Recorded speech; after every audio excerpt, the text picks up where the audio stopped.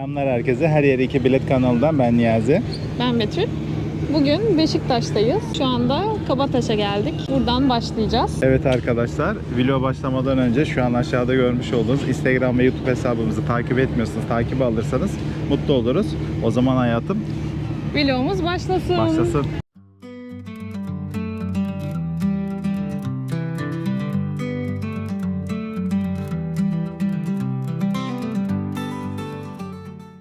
Evet arkadaşlar, Kabataş'a gelmek için biz Üsküdar'dan binmeyi tercih ettik. Üsküdar'dan küçük motorlar var. Onlarla 10 dakikada yaklaşık Kabataş'ta olabiliyorsunuz ve her 10 ya da 15 dakikada bir kalkıyor. Şöyle şuradan geldik. Buradan böyle devam edeceğiz. Buradan şu tarafa doğru ilerlerseniz Galata Port oluyor. Şurada kocaman bir kruz gemisi görebilirsiniz. Uzakta kaldı biraz ama tam şu anda Beşiktaş'la oranın orta konumunda bir yerdeyiz. Kabataş'ı tercih etmemizin sebebi bu arada Dolmabahçe Sarayı'na daha yakın olması.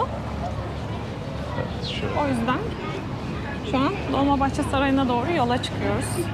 Ama onun herhalde içinde fotoğraf ve video çekimi yasak. Evet, yasak diye biliyorum maalesef ki.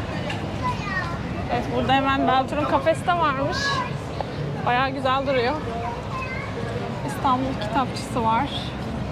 Burası bayağı değişmiş. Biz en son seninle geleli çok oldu galiba ya. Herhalde bir 3-4 yıl olmuş olabilir. Evet, görüyorsunuz evler. Ay, şu en yukarıdaki satılık olan çok güzel değil mi ya? Şuradaki. Evet, buradan böyle devam edelim. Hemen şurada cami de görünüyor. Caminin önünde kalıyor Dolmabahçe Sarayı da.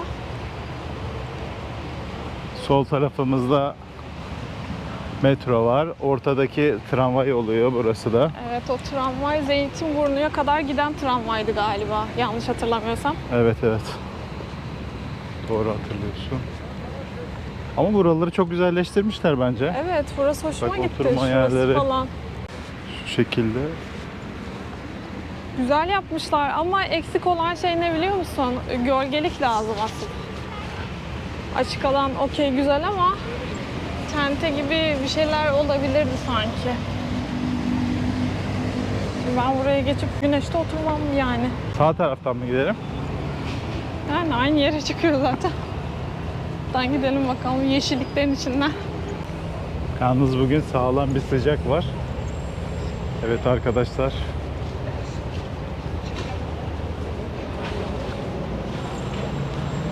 Her yerden motorlar, vapurlar geliyor buraya birçok firmayla. Noktası. Daha hizmet mevcut.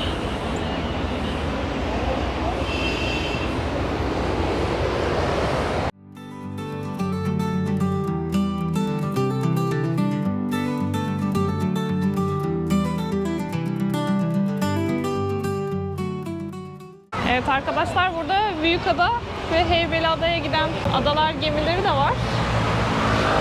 Boğaz turu için de binebilirsiniz. Adalar için bizim vloglarımızı izlemeyi unutmayın. Yukarıya bir kart bırakıyoruz. Evet, Biz onları devam da edelim. çekmiştik. Bu tabii den turun. Bu arada bunların fiyatları farklı diye biliyorum. Yanlış hatırlamıyorsam bunlarda 100 TL falan olması lazım adalar. Evet, biz nereden gideceğiz şimdi hayatım? Solda yer var galiba. Yayalar şöyle diyordu ama. Bakalım. Aşkım, buradan bayağı yalnız adalara giden var. Evet. Biz Maltepe'den çok rahat biniyorduk. Bindiğiniz lokasyon da önemli çünkü çok kalabalık yerlerde bazen oturacak yer bile bulamayabiliyorsunuz bu adalar vapurlarında. Evet, gözükmeye başladı hayatım. Evet. Dolmabahçe Sarayı. Şurada. Aynen. Çok güzel görünüyor. Bolca turist görmek mümkün arkadaşlar. Uy. Ha, bir tane Bebek yavru bir bir kedi. kedi, bebek. Hasta Aa, gibi. aşkım. Horoz var, ördek var. Kaz mı, ördek mi? Kazmalar hepsi mevcut. Sen buralara nereden geldin aşkım?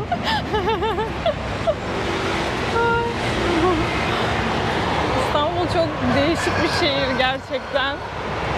Bir yandan horoz sesleri duyabiliyorsunuz.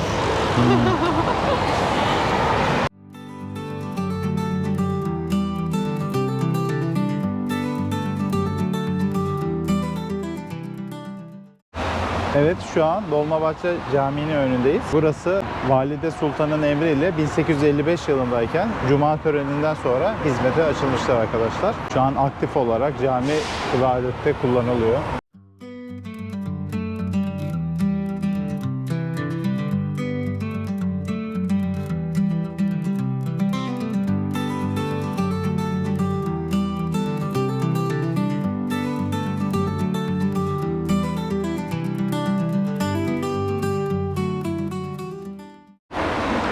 Evet, karşımızda görmüş olduğunuz yer Beşiktaş'ın stadyumu. Şu anki ismiyle Tüpraş Stadyumu. Bunlar sürekli sponsorluklardan ötürü isimleri değişiyor biliyorsunuz ki. Burada bir önceki statta İnönü Stadyumuydu. Orasının efsane bir akustiği vardı. Hatta desibel rekorları kırılıyordu biliyorsunuz ki. Doğru. Ama sonradan böyle bir stadyum yapıldı. Eskisinin görüntüsü çok daha otantikti bu arada. Bir Beşiktaşlı olarak söylemem gerekirse.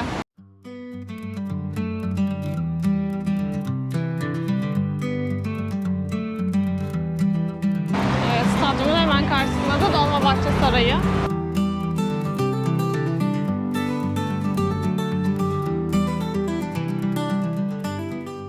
Bakalım, kalabalık gibi duruyor. Evet, Saat Kule Kafe varmış. Sağ tarafta.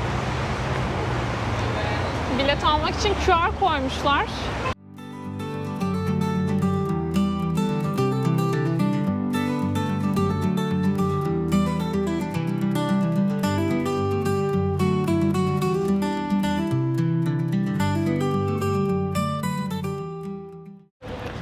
Evet, şimdi güvenlikten geçtik ilk olarak ve GoPro'muzun selfie çubuğunu aldılar güvenlik nedeniyle.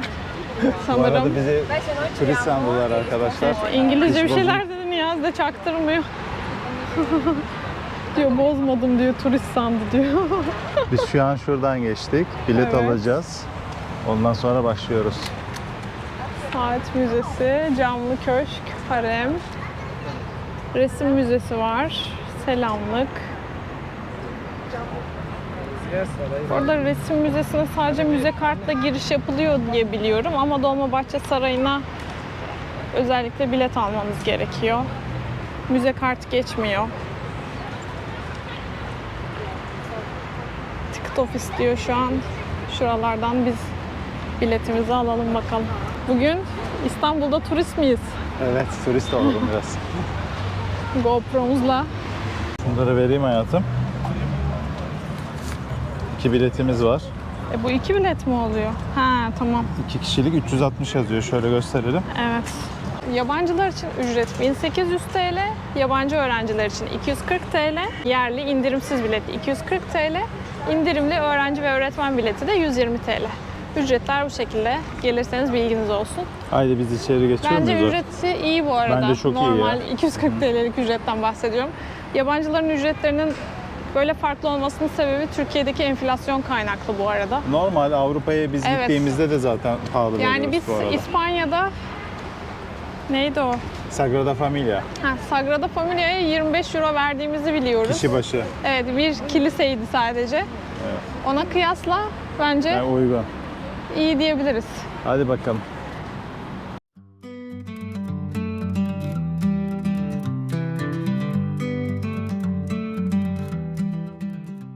Şöyle Evet bir arkadaşlar şu an girdik. audio guide aldık. Bunlar zaten ücrete dahil.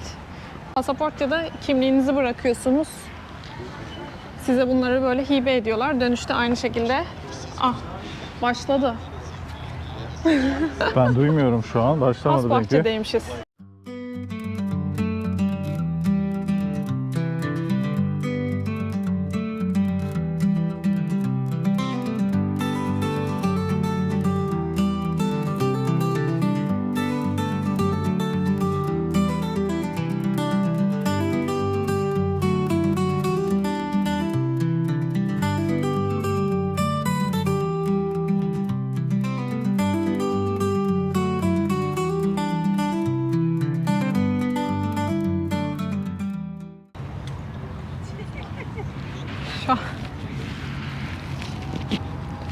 Şu an dinliyoruz.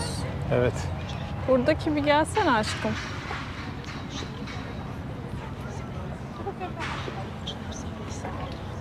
Balıklar da var bu arada.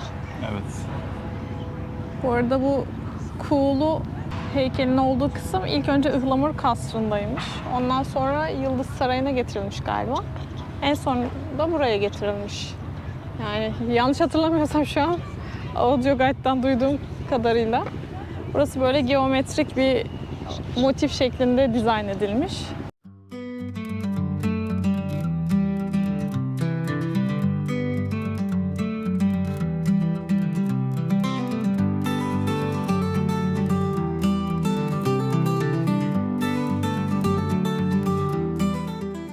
Evet, şu an size sadece bahçeyi gösterebiliyoruz. İçeride çekim yasak. O yüzden böyle içeri doğru ilerliyoruz.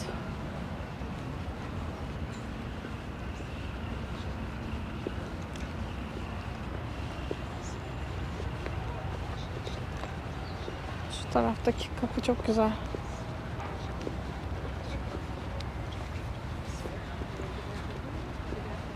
Bunun üzerinde Sultan Abdülmecid'in tuğrası görünüyormuş. Evet, gözüküyor. Sarı olan. Evet, Orayı da ben telefonla çekeyim, zoomla yapayım. evet.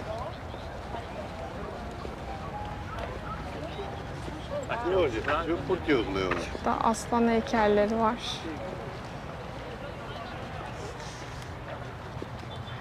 Dişi aslanlar yavrularını emziriyor. Şu an tripod yok elimde. Tripodsuz çok zormuş gerçekten. Yamuk çekmiş olabilirim yani. Kusura bakmayın şimdiden. Evet, bu kapı çok güzel. Buradan selamlık diyor. Biz buradan içeri gireceğiz. Evet arkadaşlar, içeride çekim yasak olduğu için biz birkaç kare yakalayabildik. Onları da şu an sizlerle paylaşıyoruz.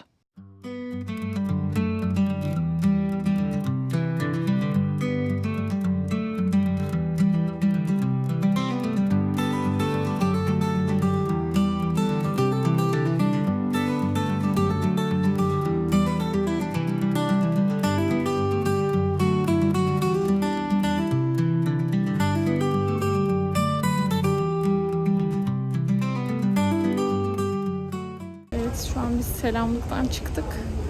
Oradan resim müzesine hemen ücretsiz bir geçiş var. O geçiş sırasında da böyle bir tane limonluk diye kafe var. Şöyle gösterebiliriz başka kafeyi. Fiyatları gösterelim sana.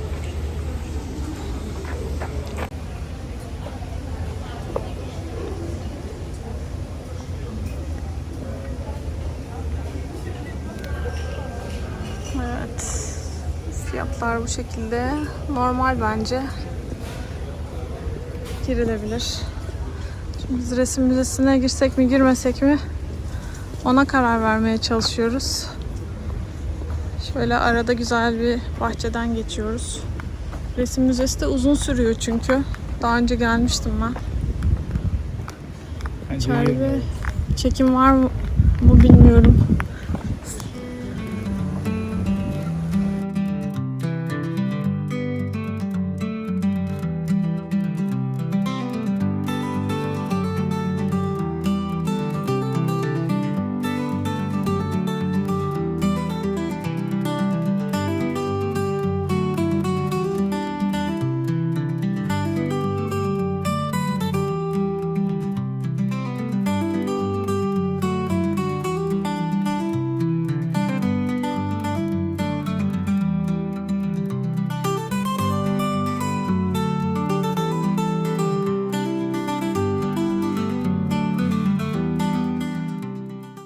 Şimdi resim müzesine girmedik biz çok fazla vakit kaybetmeyelim diye. Harem'e doğru gidiyoruz. Harem'e doğru giderken burada bir harem kafe var. Buranın da fiyatlarını gösterelim. Kahvaltısı varmış 350 TL. Yine içecek kısmı aynı gibi. Fiyatlar bence uygun ya müzeye göre. Değil mi? Ya Çok evet. pahalı değil. Hadi bakalım Yani devam. aslında Türkiye'nin Malibu oldu diye. Hani görünce belki pahalı değil mi diye olabilir ama İstanbul şartlarında bu fiyatlar artık çok normal. Fotoğraf yasağı harem içerisinde de geçerli. Atatürk'ün vefat ettiği odayı göstermek isterdim. Lakin içeride sürekli güvenlik beklediği için orayı çekmek pek mümkün değildi. Evet arkadaşlar, şu anda 2,5 saattir falan gezmişizdir muhtemelen, değil mi? Evet, rahatlıkla. En son Haremli'ye girdik ve bitirdik. Audio Guide'da saat müzesi ve camlı köşkü de gezmenizi tavsiye ederiz diyor. O da buraya dahil ama şu an restorasyondaymış onlar. O yüzden gezemiyoruz. Şu an bahçesindeyiz, artık buradan çıkıyoruz. Horoz var. Resim müzesine de girsek 1-2 saat de orası sürerdi bu arada. Bayağı fazla resim var yani. Ben 2 sene önce falan gelmişimdir herhalde. O yüzden şu an tekrardan girmeyelim dedik. Çok fazla vakit kaybedecektik. O zaman biz devam edelim.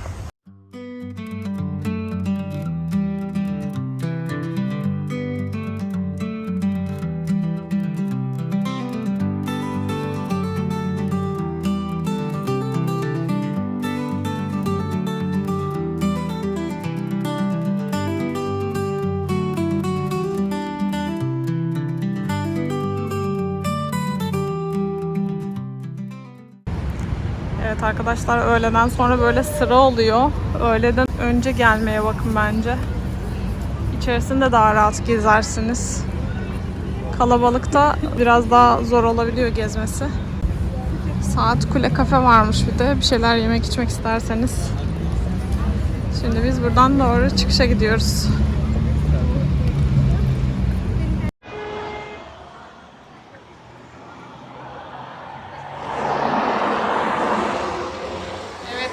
Dolmabahçe Sarayı'ndan çıktık. Şimdi Beşiktaş'a doğru ilerliyoruz. Bir şeyler atıştıralım. Evet. Biraz dinlenmeye de ihtiyacımız var.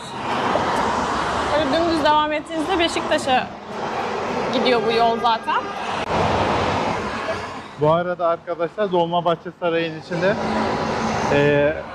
elektronik cihazları sokuyorlar, kamera vesaire, ama sticklerini sokmuyorlar nedense. Herhalde güvenlik açısından dolayı düşünüyor. Olabilir. Uyanda zaten sarayı görebilirsiniz. Bahçesi, demin oradaydık. Bayağı içi geniş. Evet. İstanbul'a gelenlerin görmesi gereken saraylardan bence. Ama tabii zamanlamanızı ona göre ayarlamanız lazım. Bir 2 saati gözden çıkarmanız gerekiyor. Resim müzesine de girmek isterseniz oraya da bir saat desek en kötü. Yani 3 saat. İçeride oturup bir şeyler de yiyelim deseler 4 saat. 4 saati gözden çıkartın Ve arkadaşlar. erken gelmenizi tavsiye ederim. Sıra olmuştu. Çektim, onu da gösterdim zaten, görmüşsünüzdür.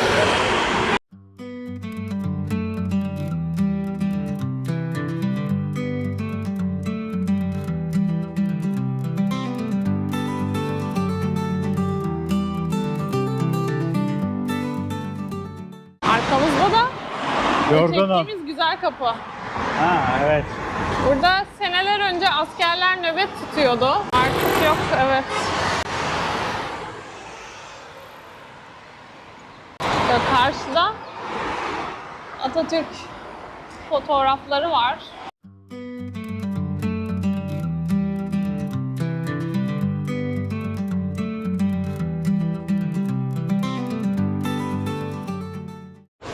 Evet arkadaşlar, şu an hemen sağ tarafımızda Beşiktaş Çarşısı. Bu aradan çıkıyoruz. Akaretlere doğru ilerliyoruz şimdi. Evet, arkadaşımızın tavsiyesi üzerine burada yeni açılan bir mekan var. Oraya gidiyoruz. Pizzalarından çok memnun kalmıştı. İtalyan lezzetleri üzerine İtalyan lezzetleri üzerine bir restoran. bir restoran. Şimdi gidelim bakalım, deneyelim orada. Bizim de pizza sevdiğimizi biliyor arkadaşım. Tavsiyesi üzerine gidiyoruz.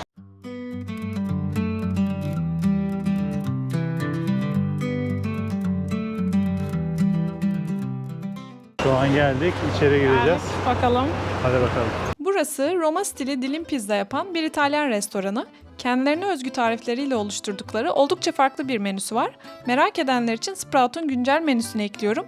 Şimdi de Burak Şef'ten Sprout'un hikayesini dinliyoruz. Evet Burak Şef'im, isminiz nereden geliyor? İsmimiz Sprout, İngilizce'de filiz demek. Aslında biz de burada yaptığımız dikey tarımı çok temel olarak koyduğumuz bir isim. Burada genel olarak şehrin ortasında olsak da doğayla bağımızı korumaya çalışıyoruz işte. Sıfır atık mentalitesiyle çalışıyoruz. Her gün kendi mikrofilizlerimizi kendimiz yetiştirip buradan kullanıyoruz. En üstte henüz daha dün ektiğimiz tere ve turplar mevcut.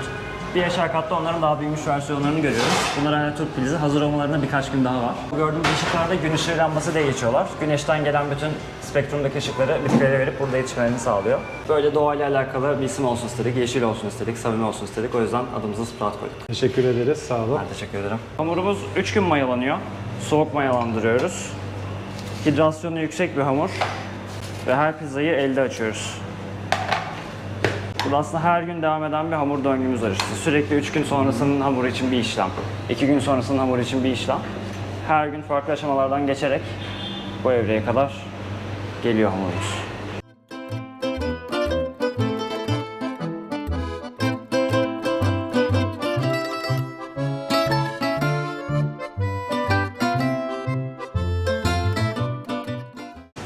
Margarita ve miso patlıcanın tabanına domates soslu pişiriyoruz. Domates sosunu bilerek çok ince sürüyoruz. Bu fırında kuruyor. İyice kızarıyor. Daha sonra margaritada bir kat daha domates sosu ekliyoruz. Bu şekilde aynı sosu aslında birden farklı şekilde, farklı tatta deneyimlemiş oluyorsunuz. Fümekol ve mantar pizzamızın tabanlarını da zeytinyağlı beyaz taban pişiriyoruz.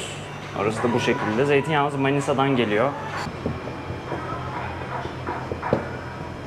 Ardından fırına giriyoruz.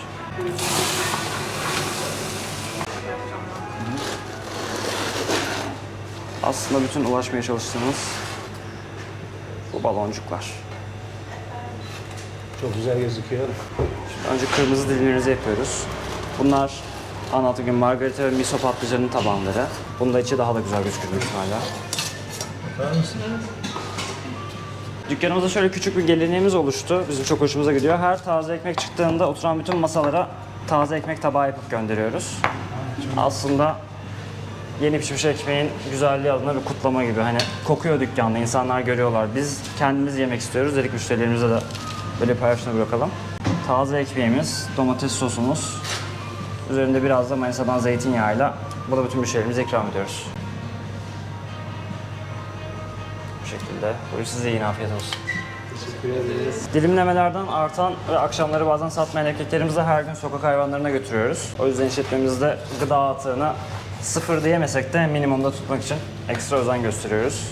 Her gün fırında pişirdiğimiz biberiyeli mantarlarımız.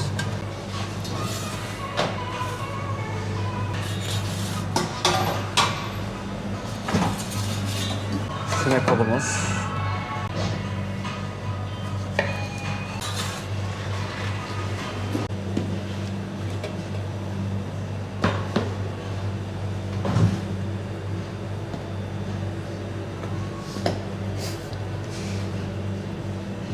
Trüflü mayonezimiz. Margaritanın üzerine de bergamot tulum rendeliyoruz.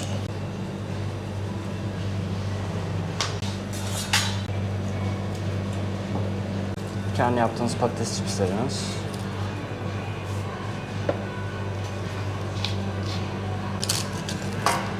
Fırınlanmış nori yaprağı, yosun çipsleri.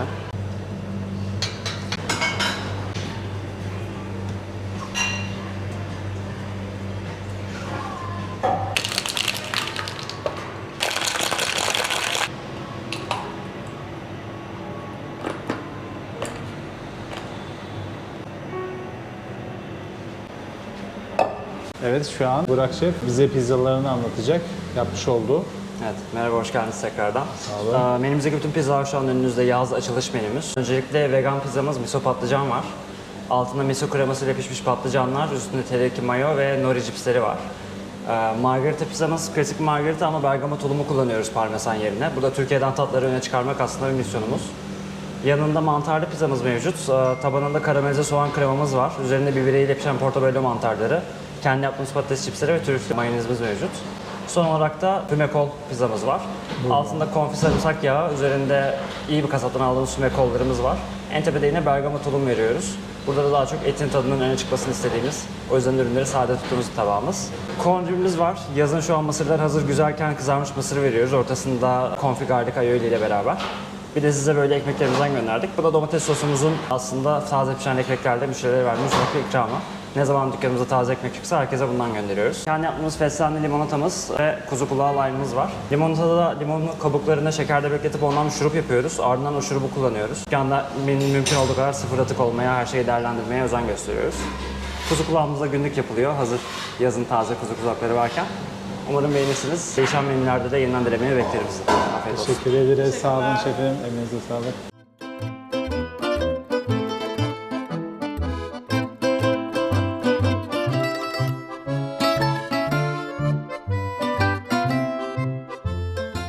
Evet, şu an fırına geçiyoruz. Evet hayatım, hangisiyle başlamak istiyorsun?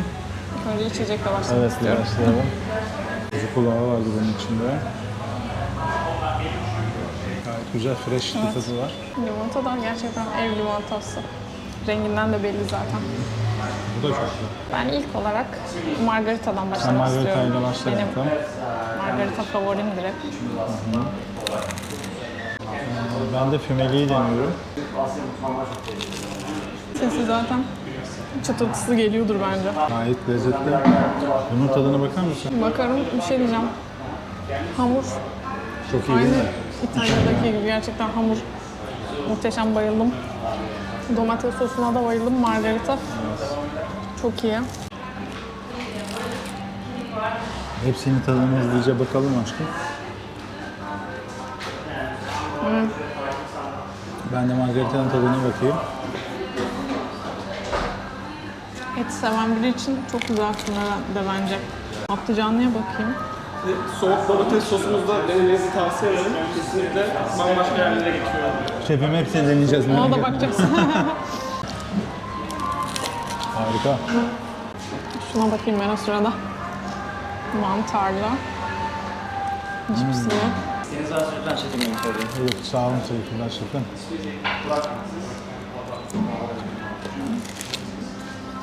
Arkadaşlar bunun da tadına bakıyorum şimdi. Pakistan'dan böyle çay getirip burada pazarda markaları var Almanlar. En sonunda mısıra bakalım.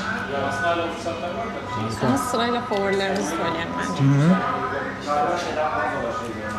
Çok iyi değil mi?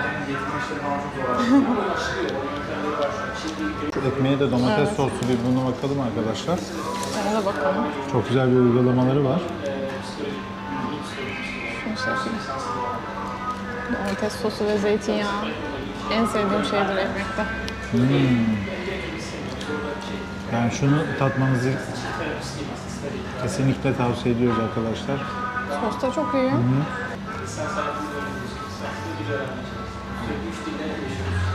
Evet, şimdi bir de şöyle de mısır çok seviyorum. Tadımına bakıyorum ben. Bak bakayım, ben de bakacağım. Oo, Şöyle koyalım bence. Ben şu küçük mısırla başlayayım. Bu da çok güzelmiş değil mi? müthiş. Bayıldık. Evet arkadaşlar, biz bunları yemeye devam edelim. Evet, Sonrasında tekrar görüşmek üzere. hadi bakalım. Şimdi kahvelerimiz geldi. Evet, Burak Evet. Şef. Bu da Tiramisu'yu- tiramisu'muz. Tiramisu'yu Toros Dağları'nda eskiden yerlerde yapılan süt yüzü kreması diye bir ürün var. Ondan yapıyoruz mascarpone yerine. O yüzden sadece burada tadabileceğiniz bir lezzet şu anda. Üzerinde çikolata kağıdımız var. Onu da yemeden önce kaşıkla parçalamanızı öneriyoruz. Afiyet olsun. Sağ olun şefim, elinize sağlık.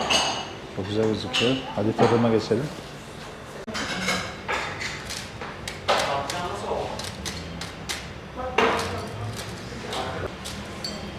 Hadi bakalım tadıma geç. Tiramisu uzmanı. Bakalım.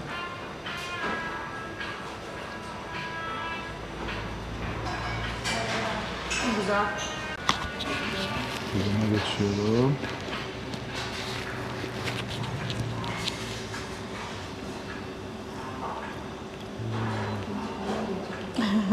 Çok iyi ya. Burada normalde daha katı oluyordu ya yediklerimiz. Bu bizim Tonarello'dakine biraz benziyor bence. Kesinlikle. O biraz daha sarıydı fark olarak. Bu hafif daha sarıydı. İstanbul şartlarında en iyi tiramisulardan olabilir bence. Evet, yediklerimiz arasında Bu rulo şey gibi. çok güzel. Son tadım daha yapalım. Sonra biz bunu bitirelim dedim. Evet, tiramisu'yu da çok beğendik bu arada. Harika ya.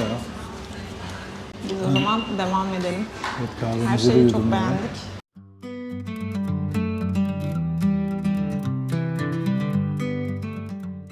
Evet arkadaşlar, gerçekten tek kelimeyle harikaydı yediğimiz pizza.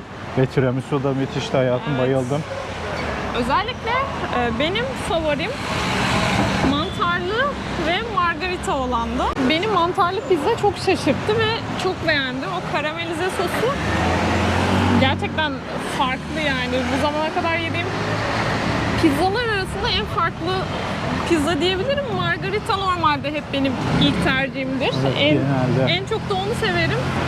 Ama bu da gerçekten çok iyiydi yani. İkisini birinci sıraya koyarım ben. Benim de arkadaşlar fümeli ve mantarlı olan gerçekten süperdi. Evet. İkinci sıraya da patlıcanlıyla füme etli olanı koyarım.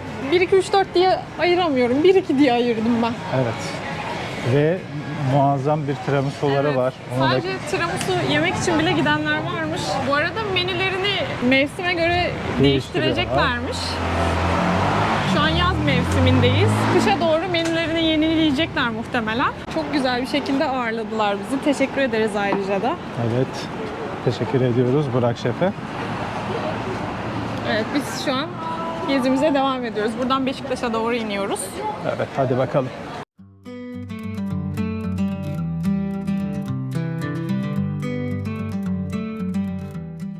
Evet, şu an akaretlerden aşağıya indik. Sol taraftan Devam ediyoruz hemen Beşiktaş'a Beşiktaş'a. doğru devam ediyoruz. Evet, saat 4'ü 20 geçiyor. Kalabalık biraz daha artmış durumda. Karşıda bir müze var, Saray Koleksiyonları Müzesi diye. Bu müzeyi açıkçası ilk defa gördüm ben. Evet, ben de. Karşıda da hemen Deniz Müzesi var. Buralarda hep midyeciler var. Midye yemeği sevenler de gelmişken tadabilir. Evet, Deniz Müzesi Naval Museum diyor. Deniz Müzesi açık mıdır şu anda? Bilemiyorum, açık olmayabilir. Bugüne Bir bir müze. saray müze yeterli sanki. Oo, inanılmaz kalabalık. Evet, şu an Beşiktaş iskelesinin olduğu yere geldik. Sağ taraf Beşiktaş iskelesinin olduğu yer.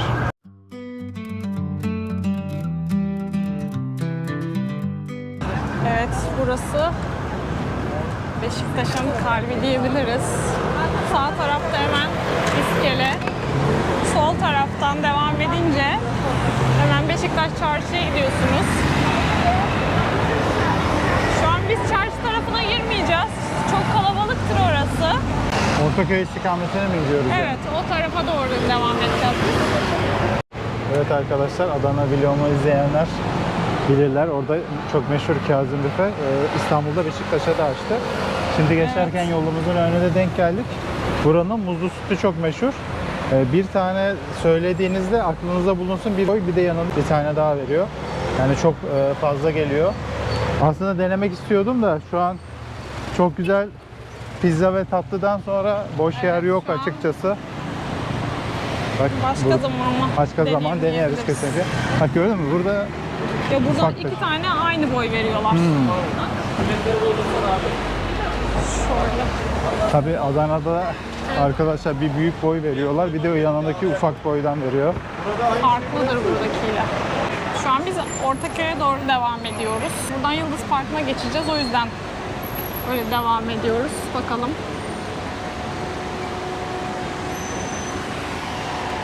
Bir kilometreye yakın bir yol var. Hem de Sahil yediklerimizi eritiriz. tarafından veriyor park için. Böyle gidiyoruz bakalım.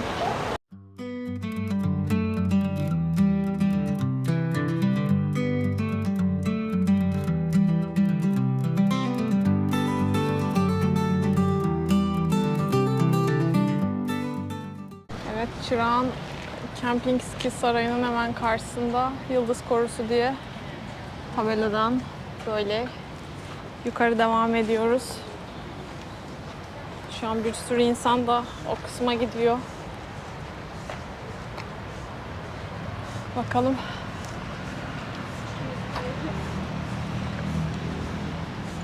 Cami varmış. Küçük Mecidiye Cami. Yani şöyle bir kapısı var. Ticari ve hususi araç girişleri ücretlidir diyor.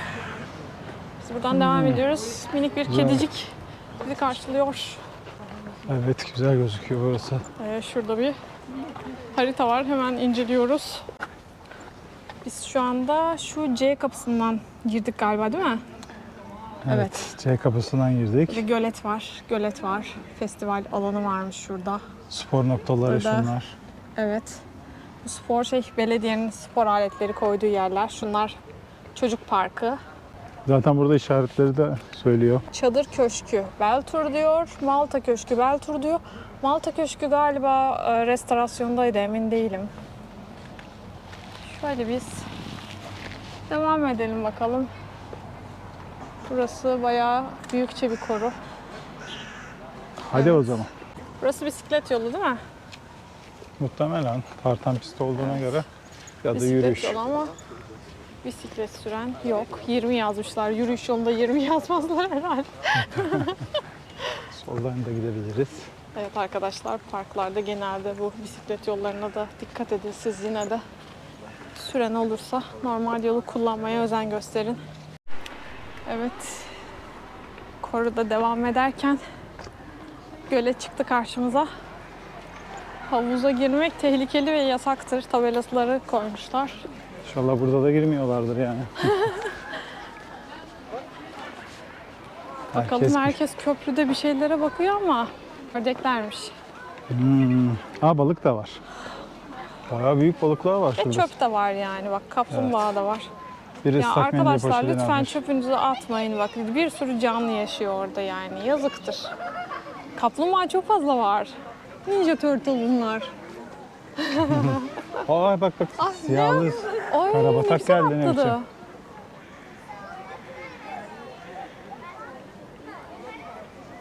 Bak şu an dalıyor. Etrafı sezdi.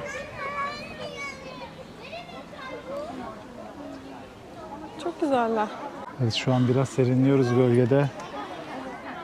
Bakalım Yalnız hafta içi olmasına rağmen Çok düşündüğümden kalabalık burası. hafta sonu ne olacak bilmiyorum. Yani İstanbul'da çok az insanların gideceği park ve korular olduğu için normal buluyorum bu arada. Haklılar. Şu taraftan mı çeksek ki? Evet, ördekler? hadi oraya gidelim. Ay, şu garibim hayattan bezmiş gibi böyle. Yüz. Yüz annem sen. Çok güzel yüzüyor.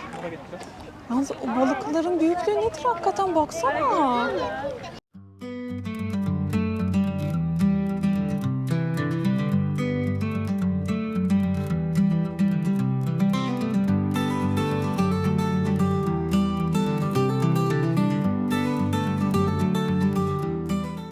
Ördeğe bak, hepsinden alıyor. Ördekler bırakmıyor hiç.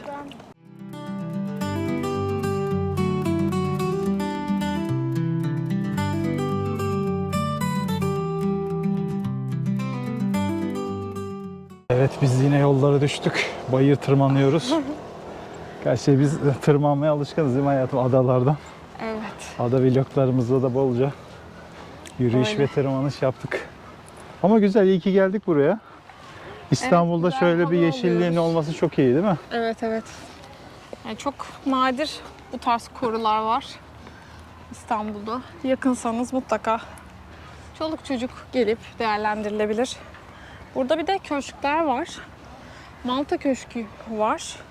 Geçici olarak kapalı görünüyor ama bu. Bir de tabii saatleri önemli. Cihannüma Kasrı var. Bu da kapanmak üzere diyor 17'de. Artık Şu an nasıl? saat 16.56. Yani 4 dakika sonra kapanıyormuş. Biz ona yetişemeyeceğiz.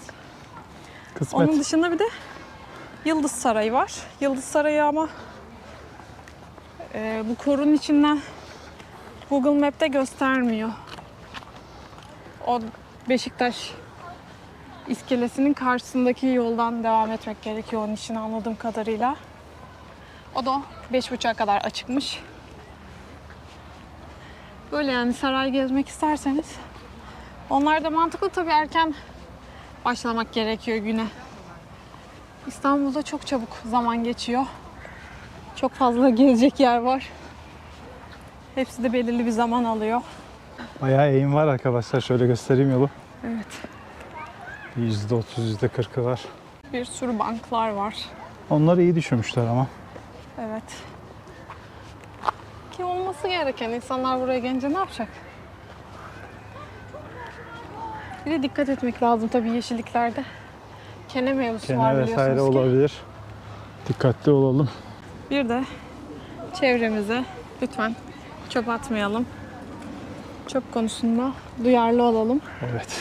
Şu ana kadar düşündüğümden temiz burası genel Evet, bu arada temiz çıktı. açıkçası. Bir iki noktada gördük. Ama yine ufak tefek çöpler olabiliyor. Hiçbir şekilde atmayalım. Böyle çok daha güzel. Evet, burada 40 kahvesi, sosyal tesisleri de var. İBB'ye aitmiş. Böyle gözleme falan da yapıyorlar. Gözlemeci teyzemiz de var. Evet, karşıdaki tabelada Malta Köşkü, Çadır Köşkü tabelaları koymuşlar. Şurada ortada da Hanedan Yeşil Sera yazıyor. Burada su fışkırırken gökkuşağı rengi oluştu. Çok enteresan bir Bakayım şekilde. kameranın açısından belli oluyor mu? Evet, bu açıdan çok daha belli. Gökkuşağı. Enteresan. Herhalde ışığın yansımasıyla oluştu ama. Ay çok güzel. Şu an oraya girip ıslanmak istiyorum. O kadar sıcak ki. Hadi devam edelim. Evet, şu an Malta Köşkü'ne yakınız bu arada. Burada görevli gördüm. Sorayım dedim dışarıdan çekebiliyoruz mu diye. Normalde çünkü tadilattaymış restorasyonda. Dedi ki göremezsiniz, dışarısını çevirmişler.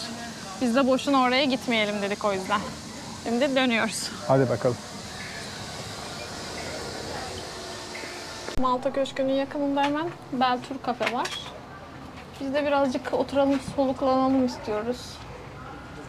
Saatler de burada yazıyor arkadaşlar. Hep aynı. 8 ile 9 arası. Bakalım içecekler. İçecekler 60, 60 normal. limonata 95. Ya bunlar şey aynı galiba İstanbul hepsinin fiyatları. Hadi girelim. Serinleriz. Evet arkadaşlar, şimdi girdik içeri. Soğuk bir şeyler aldık. Sodayla kola. Onları içeceğiz. Diğer tesisteki yer bayağı kalabalıktı. Evet. Neydi onun ismi? İBB'nin tesisi. İBB'nin tesisi daha kalabalıktı. Sosyal tesis. Sosyal tesis daha doğrusu. Burası daha sakin. Şimdi buraya geldik. Burada bir şeyler içelim, hem de soluklanalım, sonra devam ederiz.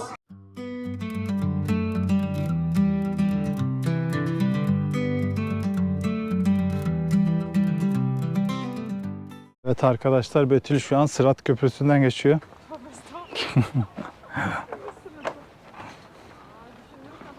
Çok ürkütücü değilmiş, çok stabil hatta. Şöyle yapalım. Ya Ortamı görüyoruz biraz. Zıplıyorum. Betül çok şey dedi, stabil burası dedi, hiç korkutucu değil dedi. Biraz zorlaştırdım.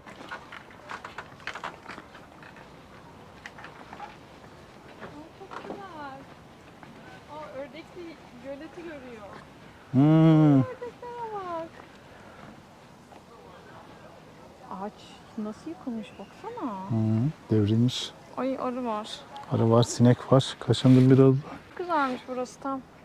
Şu nokta seyir terası gibi. Şuradan Ağaç çekmiştik. uzunluğuna bakar mısın? Bak bak, bir de aşağısında burada. 20 metre falan fazla. Kim bilir kaç seneliktir o.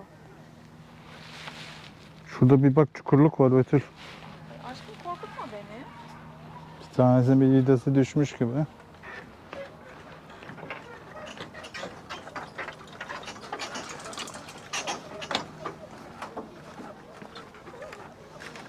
Bilerek mi yapıyorsun?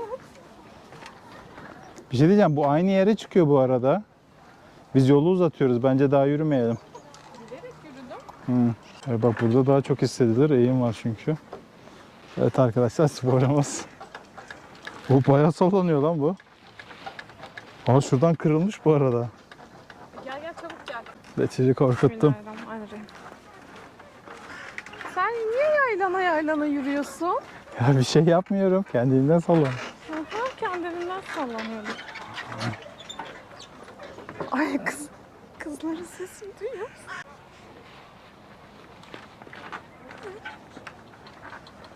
Ay.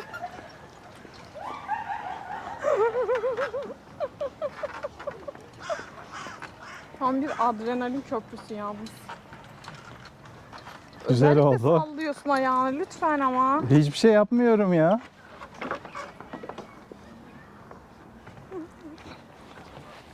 Ay keyifliydi. Hadi bakalım devam edelim. Açıkça söylemek gerekirse keyif aldım yani. Deneyin kesin. Evet arkadaşlar, bugün toplamda 17.000 adım yapmışız. Yani 17.000'i de geçecek aslında birazdan şimdi. Herhalde 25.000'e falan olabilir vapura binene kadar. Gerçi bunun yarısını biz sarayın içinde yapmıştık, Dolmabahçe Sarayı'nı gezerken. Ve hiç anlamadık bu arada. Ben hani çıktığımızda baktık 7.000 küsürdü.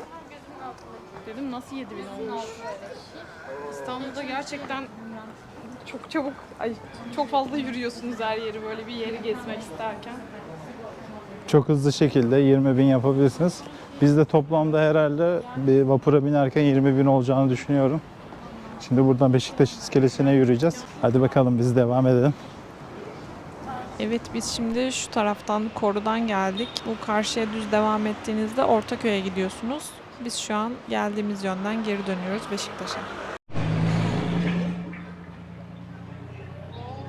Abi yakalamış ama küçük diye herhalde geri atıyor onları.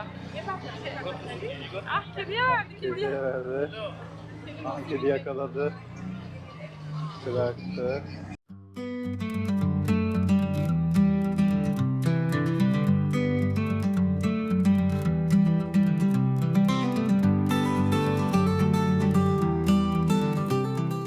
Evet arkadaşlar, bir vlogumuzun da sonuna gelmiş bulunmaktayız. Evet, şu an aşağıda görmüş olduğunuz Instagram ve YouTube hesabımızı takip etmiyorsanız takip alırsanız mutlu oluruz. Bizi izlediğiniz için teşekkür ederiz. Bir sonraki vlogda görüşmek üzere. Kendinize çok iyi bakın. Hoşça kalın. Hoşça kalın.